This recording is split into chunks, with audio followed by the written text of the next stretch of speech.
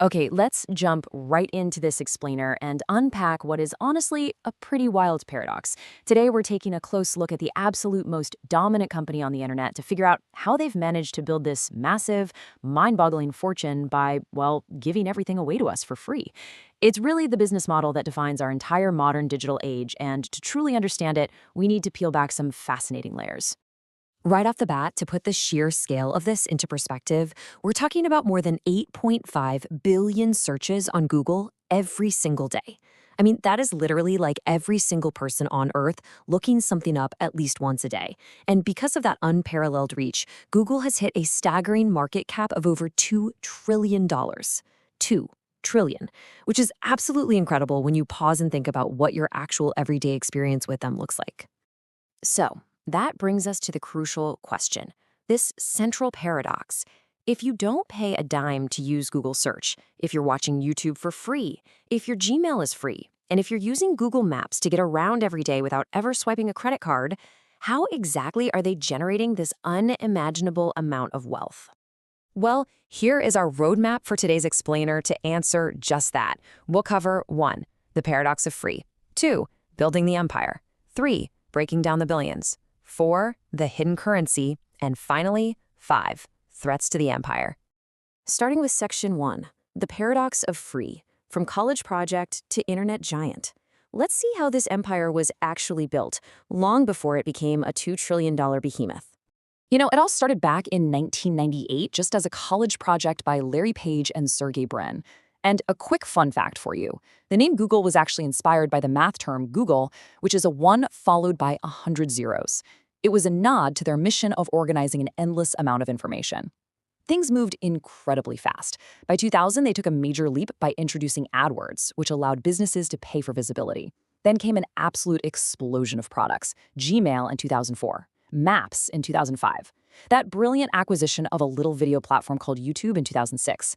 And then they launched Android and Chrome in 2008. They basically built an unstoppable force. But hey, it wasn't all sunshine and rainbows. Behind those massive household successes lies the infamous Google graveyard, which holds over 200 failed products. You might actually remember some of these, like Google+, which was their big swing at taking down Facebook, or Google Hangouts, Nexus tablets, Google Glass, Google Reader. They try a lot of things, and they fail a lot. And that's exactly the point. It proves their core strategy. Failure really is the mother of all successes for them. They're totally willing to take massive, expensive risks just to strike gold on that next billion-dollar product. Okay, moving to section 2, breaking down the billions, following the money. Now that we know their history, let's look at the hard data and track exactly where all this cash is flowing from. Let's break down their 2022 total revenue of $280 billion. The scale here is dizzying, but you really have to notice the absolute dominance of advertising. A shocking $237 billion of that pie came entirely from ads. That's $162 billion just from search ads, nearly $33 billion from network ads on partner websites, and $29 billion from YouTube ads. And there's a really fascinating detail about that YouTube number. Google actually splits ad money with creators. 45% goes to Google, and 55% goes directly to the creators making the videos. So that $29 billion, that's just Google's 45% cut. The remaining fragments of their total revenue, which are still huge numbers by the way, come from the Play Store, hardware, and Google Cloud. Of course, running the internet is not cheap. To maintain this level of dominance, Google had a whopping $207 billion in expenses. Crucially, $40 billion of that went solely to research and development. They're pouring tens of billions every single year just into attempting new innovations, basically filling up that product graveyard we talked about earlier while searching for their next big hit. Add to that another $44 billion for non-production expenses like offices, global marketing, and salaries. So, what's actually left at the end of the day? After deducting all those operating expenses and paying about $11 billion in taxes, Google walked away with roughly $60 billion in pure bottom-line profit for the year 2022. Just incredible. Which brings us nicely to section 3, the hidden currency, how free is paid for. Seriously, how in the world do they generate $60 billion in pure profit when you and I use their best stuff for absolutely nothing? Well, the first piece of the puzzle is the freemium model. It's a classic setup. You give away the base product for free, but you charge for the premium features. It's that try before you buy approach that companies like Spotify and LinkedIn use all the time. Google gives you 15 gigabytes of drive storage or Gmail totally free, but if you want more space, you pay. YouTube is free, but if you want an ad-free experience, you upgrade to premium.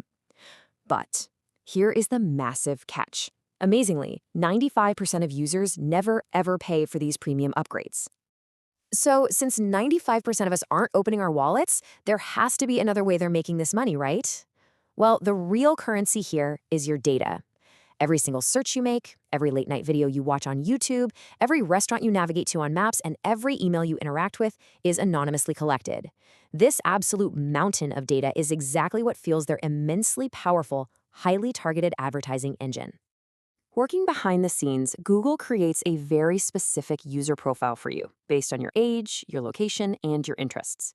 For example, let's say you've been looking up Dubai hotels and healthy cooking recipes.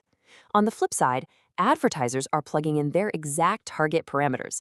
Say a travel agency is looking specifically for 18 to 25-year-old women in a certain region who are actively interested in vacations. Google basically acts as the ultimate digital matchmaker. They contrast your specific profile against the advertiser's parameters to find the absolute perfect match. Let's look at the step-by-step mechanics of this. You search for something, instantly Google profiles your data. Then, in literally a fraction of a second, advertisers are competing in an invisible bidding war. But it's actually not just about who pays the most money. Google calculates what they call an ad rank. They factor in the monetary bid, the overall quality of the ad, and most importantly, how relevant that ad is to what you just specifically searched for. Finally, the system matches everything up and displays the winning ad to you, making sure both the advertiser and you get what you want.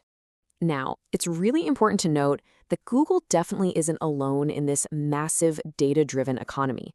Meta, the parent company of Facebook and Instagram, pulled in $131 billion in 2023 using this exact same targeted advertising model. And look at Amazon, sitting at nearly $47 billion. You might be wondering, why is Amazon selling ads? Well, think about it. Google knows what your interests are, but Amazon knows your exact purchase history. They know what you've actually spent your hard-earned money on, which allows for incredibly precise ad targeting. So the model works flawlessly, right? Why change anything? Well, let's move into Section 4, Threats to the Empire, Cracks in the Model. Because as unstoppable as this $2 trillion machine appears today, we're definitely starting to see some major cracks in the foundation. The first massive threat they're facing is the global privacy backlash. As people are waking up to just how much Google knows about their relationships, their health, and their daily routines, they're getting understandably concerned. Users are sharing less information. And look, if ad targeting gets worse because Google has less data, advertisers are going to stop paying top dollar. This rising tension was highlighted perfectly when the state of California slapped Google with a $93 million fine. Why? Because Google was still tracking users' locations even when those users specifically went in and turned the location setting off. But the second, and honestly perhaps existential threat, is artificial intelligence. Just consider the stark contrast for a second. A traditional Google search is often completely cluttered with sponsored links, ads, and like a dozen websites you have to manually sift through just to find out what's reliable. But an AI chatbot like ChatGPT, it gives you a direct, cleanly formatted answer to your exact prompt, completely free of ads. This AI revolution is the ultimate nightmare scenario for Google. Just think about it for a second. If you start getting your answers directly from an AI instead of clicking through a traditional Google search results page, you never see the ads. And if you aren't seeing those ads, their entire $237 billion advertising model completely falls apart. It just vanishes. So we're left with a massive question as we look into the future. Google is acutely aware of this threat, obviously, and they're aggressively developing their own AI, Gemini, to fight back.